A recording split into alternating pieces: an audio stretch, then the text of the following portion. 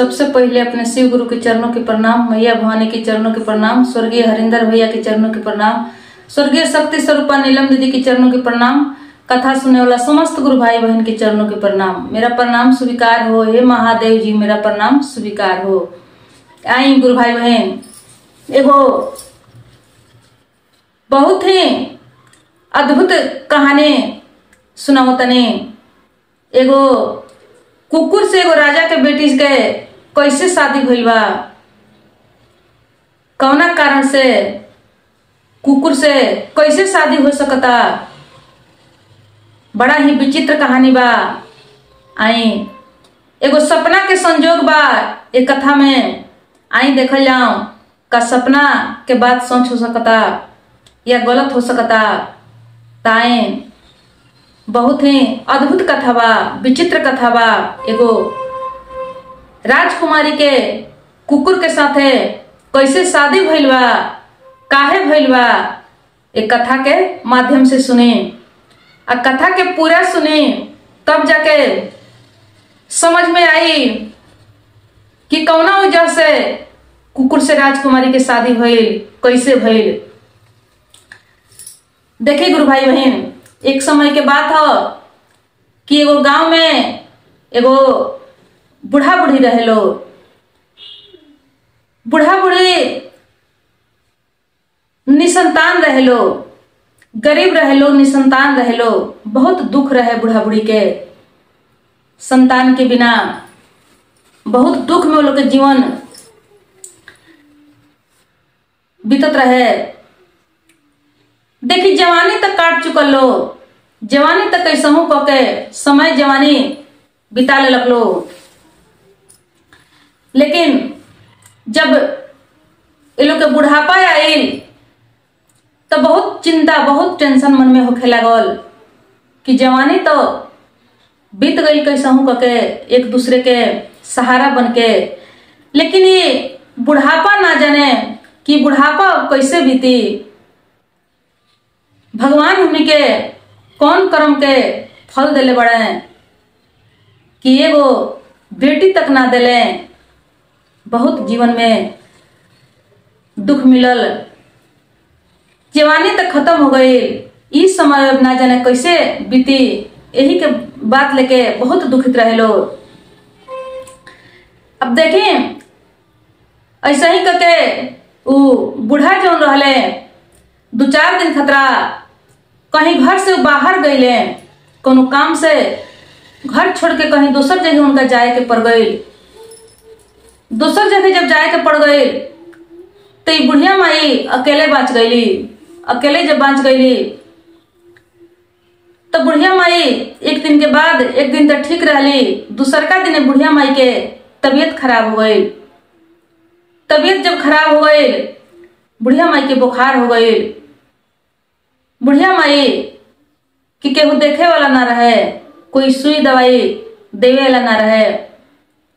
दुखी होके, निराश होके बुढ़िया माई बिना खैले पीले अपना घर में सुत गईली। जब सुत गईली तो रात में वो सपना में देखा तारी कि उनका पास एगो बहुत सुंदर जवान आदमी आके खड़ा भइल बा।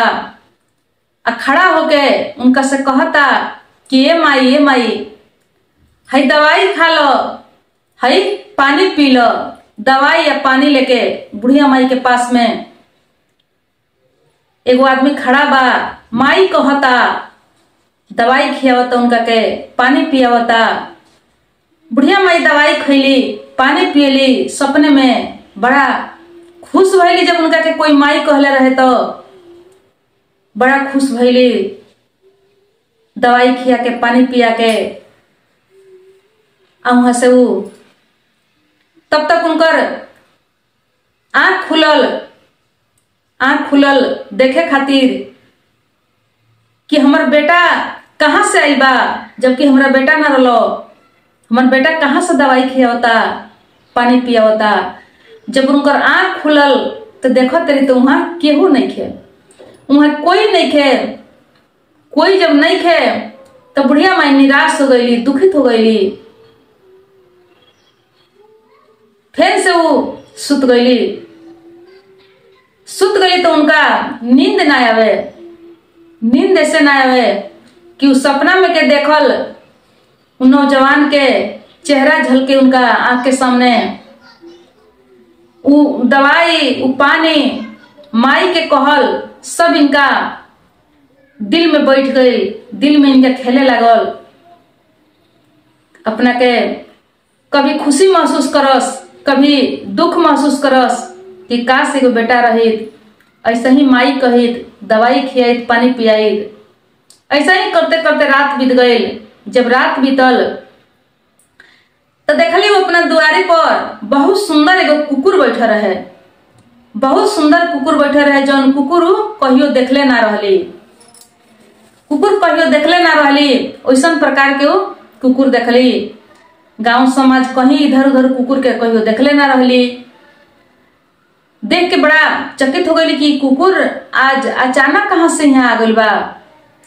अब कुकुर इनका आगे पाछे करे लगल।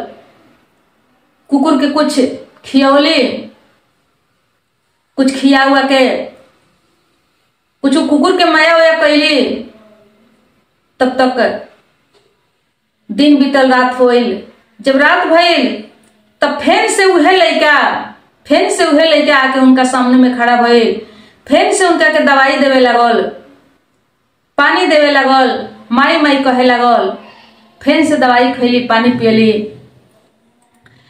सुबह जब भइल तो हकीकत में वो ठीक हो गई रही। उनकर तबीयत जो खराब रहे वो सही हो चुका रहे। उनकर बुखार ठीक हो गई रहे। तब तक उनकर बूढ़ा अइले। बूढ़ा जब अइले तो सब सपना के बात तू कहली, सुनौली। अब वो कुकुर जौन रहे वहां से कहीं न जाए। वो कुकुर वही जहाँ पड़ल रहे, वो घर से कहीं हट के न जाए। तो सब कहली, सुनौली कि देखी हम रात में 2 दिन ऐसे सपना देखनी हो कि एगो लड़का आके, बहुत सुंदर जवान लड़का आके हमरा के पानी देता, माई कहता, दवाई देता। तो बूढ़ा कहले कि देखा ये बूढ़ी, ये सब तोहर भरम हो। तू भरम में पड़ल बाड़ू। तोहरा मन में, दिमाग में ये बात बैठल बा कि काश एगो बेटा रहित, ते बुढ़ापा के सहारा रहित। ये सब भरम हो। ये सब भरम तू छोड़ दो। भगवान के भरोसे अपन जीवन बिताओ। जब भगवान नैखन देले तो संतोष करके रहो। मन में बेटा के चाहत मत रखो, भरम में मत रहो। जौन मिलल बा वही में संतोष करके रहो। तो कहली कि देखी वही दवाई से हम ठीक हो गईनी, वही पानी से हम ठीक हो गईनी। एगो है देखी है कुकुर, वही दिन से हमनी के दुआरी पर आके बैठल बा। बड़ा सुंदर कुकुर बा। कहले कि ठीक बा, कहीं से आ गई होई, कुकुर आइल बा, एकरा के तू दाना पानी दे दी हो, लेकिन बेटा वाला तो ख्याल अपना दिमाग से हटा दो। अब रात भइल, रात में जब सुतल वालो तो रात में, अब वो दिन के रात में वो बूढ़ा बाबा के सपना में वो लेके आया होता। उस सपना में वो लेके आके कहता कि ए बाबूजी देखिए हम ही माई के दवाई अब पानी दिले रहनी हो, हम रोवा लोग के बेटा हई। देखी रोवा द्वार पर जौन कुकुर बा उहे कुकुर हम हई। हम उहे कुकुर हई। श्राप के वजह से हम कुकुर बन चुकल बनी। देखी हमर श्राप से हम मुक्त होकम कब कि नगर के राजा अपना लड़की से जब शादी कर दी है, जब राजकुमारी से हमारी शादी हो जाए तो हम श्राप से मुक्त हो जाए। तो हम उहे कुकुर हैं, रउआ लोग के बेटा हैं। रउआ राजकुमारी से हमारी शादी कराएं, राजा से जाके बात करें जो हम श्राप से मुक्त होए। अभी बूढ़ा वही बेरा उठ के इस सपना अपना बूढ़ी से कहे लगले, सुनावे लगले। कहली बूढ़ी कि देखी हम कहत रहनी तो रउआ ना मानत रहनी हो। अब बिहान जब भइल तो देखल लोग सामने तो कुकुर बैठे रहे। अब कुकुर के खाना पानी देके बहुत सुंदर अपना जैसन रखे लगल लोग। ये बात के लेके वो बूढ़ा राज दरबार में गईले। राज दरबार में गईले, पहले तो बहुत संकोच रहे, डर रहे, लेकिन फिर भी राज दरबार में वो गईल बड़े। राज दरबार में जब गईले तो जाके राजा से कहले कि ये राजा, हमरा द्वार पर एगो कुकुर बा, वो कुकुर सपना में आवता, कहता कि हम श्रापित बानी, हमर श्राप तब खत्म हुई कि राजा अपना लड़की से हमर शादी कर दिए तो हम श्राप से मुक्त हो जाए। तो रउआ अपना लड़की के शादी हमरा कुकुर से कर दी। राजा इतना बात सुन के एकदम आग बबूला हो गईले। वो बूढ़ा के खेदे लगले, भगावे लगले वहां से। लेकिन वो बूढ़ राजा के आगे हाथ जोड़ के खड़ा हो गईले, कहले कि हे राजा साहेब, हम झूठ नहीं बोलत, हम सत्य कहतनी। रउआ ना विश्वास करें तो हम अपन कुकुर ले आकर रउआ के दिखा देम। राजा एकदम बहुत ज्यादा गुस्सा हो गईले। ओ बूढ़ा के अपना दरबार में से खेदवा देले। 2-4 गो आदमी मिलके उनका धक्का मार के खेद दिलस, धक्का मार के खेद दिलक। अपना घरे अइले, अपना घरे आके वो कुकुर से कहले सुनौले। कुकुर तो कुछ जवाब ना दिले, लेकिन सपना में फिर से वो लेके आई, कहलस कि बाबूजी कल रउआ फिर से चली, हमरो के लेके चली, रउआ हमरा के दिखाएम, रउआ राजा से विनती करेम तो हो सकता राजा की बात मान जाई है। अब बिहान भइले वो बूढ़ा वो कुकुर के लेके फिर से राज दरबार में गईले। राज दरबार में जब गईले तो राजा से फिर उहे बात कहे लगले, अपना कुकुर के दिखावे लगले। फिर से राजा बहुत ज्यादा नाराज हो गईले। अपना सिपाही से कह के वो बूढ़ा के और कुकुर के दोनों जने के बहुत पिटवौले। कहले कि पागल कहाँ से परेशान करे चला होता, काल अकेले आई रहे, आज एगो कुकुर लेके आ गइल बा, बहुत वो लोग के पिटाई भइल। कहले कि दोनों जने के खूब पीटे के, अब पीट के ले जाके एगो कोठरी में दोनों जने के ले जाके बंद कर देवे के। जब 2-4 दिन लोग के खाना पानी ना मिली तब जाके इनकर अकेले दिमाग बा से ठिकाना लागे। अब उहे भइल, राजा के सैनिक ये दोनों जने के बहुत पिटलस, बहुत पीट के बेहाल करके आ ले जाके एगो कोठरी में बंद कर दिलस। कोठरी में जब बंद कर दिलस तो ई बात राजकुमारी के कान में पड़ल। राजकुमारी सुनली। राजकुमारी शुरू से बहुत ही सुशील भगवान के भक्त रहली, दयालु रहली, उनका दिल में दया रहे, रहम रहे।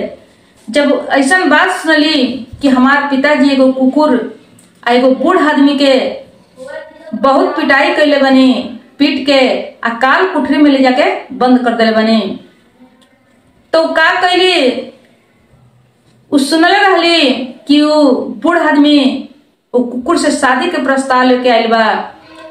लेकिन फिर भी उनका दिल में दया आई, वो चोरी छुपी चल गई देखे। जाके जब देखली तो दोनों जने के बहुत गलत हाल रहे। वो लोग के देख के इनका दिल में दया आ गई। दया आ गई तो का कैली कि चुरा के एक कुकुर खातिर आ वो बूढ़ो खातिर कुछ खाना ले ली। खाना ले आके वो कोठरी खोल के वो लोग के खाना ले जाके दे देली। खाना ले जाके दे देली आ फिर से वो कोठरी बंद करके वहां से चल गई। जब चल गई तो रात में जब गई बड़ी सुतल बड़ी तो उनका रात में वो कुकुर सपना में गई बा। वैसे ही एगो नवजुवक जवान बन के जाके कहले बा कि ए राजकुमारी देखो तोहरा घर के काल कोठरी में जौन बंद बानी कुकुर, उहे कुकुर हम हैं। हम श्राप से कुकुर बनल बने। आ हमर श्राप हमर जब खत्म होई कब कि तू जब हमरा से शादी कर लेबू तब जाके हम इंसान बन जाएम, हम मानव बन जाएम, उद्धार हो जाई हमर। तोहरा से शादी भइला के बाद तू हमरा पर विश्वास कर। तोहर पिताजी तैयार नहीं खन, लेकिन तू हमरा से शादी कर, हमरा के मुक्त कराव एक कुकुर के जोनी से। राजकुमारी सपना देखली। सपना देखले के बाद उनका दिल में बड़ा दया आई, बड़ा दयालु रहली। उ का कैली कि बिहान भइला जाके उ निर्णय कैली कि हम इनके से शादी करें, एक कुकुर से शादी करें, चाहे जे कुछ होखे। एक कुकुर के उद्धार हम जरूर कराएम। इनकर श्राप जौन बा उस श्राप दोष हम इनकर, जब हमरा वजह से इस श्राप में बाड़न तो इनकर श्राप से हम मुक्ति जरूर कराएम। अब राजकुमारी जाके बिहान का कैली कि वो काल कोठरी के ताला खोल देली आ खोल के वो कुकुर आ वो बूढ़ के संगे चल देली। शादी कर लेली वो कुकुर से। रास्ता में जाके कहीं जैसे शादी कैली तैसे राजा के खबर मालूम भइल। राजा वहां से निकल बड़े, घोड़ा सवार भइल बड़े कि हमार बेटी वो कुकुर और बूढ़ के संग निकल गई, भाग गई। अपन बाण लेके, अपन हाथ हथियार लेके, सब कुछ लेके पीछा कैले बड़े। जब पीछा कैले बड़े तब तक राजकुमारी शादी कर लेली कुकुर से। जैसे शादी कैले रहली तैसे ई राजा जाके वो कुकुर पर अपन बाण चला दिले। बाण जाके वो कुकुर के सीना में लागल। जब सीना में बाण लागल वही समय में ही कुकुर राम राम कह के कुकुर से बहुत सुंदर नवजुवक जवान एगो इंसान बन के खड़ा हो गईले। जब इंसान बन के खड़ा हो गईले तो सब लोग देख के चकित हो गई। राजा भी देख के चकित हो गईले। सब लोग घबराए लगल कि ई का हो गईल। सच में ही कुकुर कहत रहल कि हम श्रापित कुकुर बानी, राजकुमारी से शादी हुई तो हम इंसान बन जाएम, हमार श्राप दोष खत्म हो जाई। अब राजा देख के जाके अपना बेटी से कहले कि बेटी तू महान बाड़ू, तू महान बाड़ू, तू साक्षात देवी बाड़ू जे तू एगो कुकुर के शादी कैलू हो। कहली बेटी के देखी पिताजी ई कुकुर हमरा सपना में आई रहले। सपना में जब कह के सब सुनौले, जौन बात तोहरा से ही कहत रहलक हलो उहे बात हमरा से कहले तो हमरा दिल में दया आ गई। कहनी कि यदि हमरा शादी कैले से इनकर उद्धार हो जाई, मुक्ति मिल जाई, कुकुर के जोनी बदल जाई तो हम इनके से शादी जरूर करें। ईश्वर की इच्छा जे होई से होई, वही से हम इनका से शादी कर लेनी। कहले राजा की एकदम तू महान बाड़ू, देवी बाड़ू, तोहरा जैसन बेटी पाके हम धन्य हो गईनी कि सपना में देख के तू एगो कुकुर पर दया कैलू। अनबोलता जानवर पर तू दया कैलू। साक्षात तू देवी बाड़ू। तोहरा जैसन बेटी भगवान सबके देवे। साक्षात तू लक्ष्मी के रूप बाड़ू। बहुत अपना बेटी के धन्यवाद दिले राजा। गर्व महसूस कैले कि बेटी होके तो ऐसन। खुशी खुशी ओ लड़का के स्वीकार कैले। वो लड़का के बाप वो बूढ़ जौन रहले उनकर स्वीकार कैले आ कहले वो राजा के बेटा उटा ना रहे, बस एक ही गो बेटी रहे। कहले राजा कि ये समझे जी देखें आज से रउआ सभे हमरा दरबार में चल के रही। हमरा बेटा नहीं खे, बेटा या बेटी हमारी बेटी बा आज से ई राज के मालिक, ये राज के राजा ये हमार दामाद बनी है। ये राज पार्टी लोग के हम सब दे दें। बड़ा खुश भइले बुढ़ऊ, खुश होके गईले अपना घरे, अपना बूढ़ी से बतौले। दोनों बूढ़ा बूढ़ी के राजा बहुत इज्जत के साथ अपना दरबार में ले गईले। दरबार में ले जाके फिर से खूब सुंदर धूमधाम से वो लड़का से राजकुमारी के शादी भइल। शादी भइला के बाद में ये बूढ़ा बूढ़ी भी वही राज दरबार में रहे लगल लोग। बड़ा खुशी खुशी भगवान के धन्यवाद देलक लोग कि हे भगवान धन बानी, रउआ मर्जी के आगे केहू के नहीं चल सकत। जवना बेरा के जैसन समय होई उहे रउआ करेम, अपना मन से कुछ होखे वाला नहीं है। तो देखी गुरु भाई बहन, ऐसन कोनो कोनो समय में भइल बा। आ सबसे बड़ लड़की के महान समझे के पड़ल। सबके मन नहीं के मान सकत एगो कुकुर से शादी करे के। सबके हुए ऐसन त्याग नहीं के कर सकत, सबके हुए ऐसन काम नहीं के कर सकत। लेकिन वो लड़की महान रहे कि वो कुकुर से शादी कैलस, वो कुकुर के श्राप से मुक्ति करौलस। धन्य रहे वो लड़की। सबके बस के बात नहीं खे। तो चली संजोग के बात हो, आज के कथा समाप्त भइल। समय के परिस्थिति में रहल जाला, कभी कभी समय जे करावे वही रंग में ढल के चले के पड़ेला, समय के हिसाब से चले के पड़ेला। तो चलिए प्रणाम, नमस्कार, हर हर महादेव।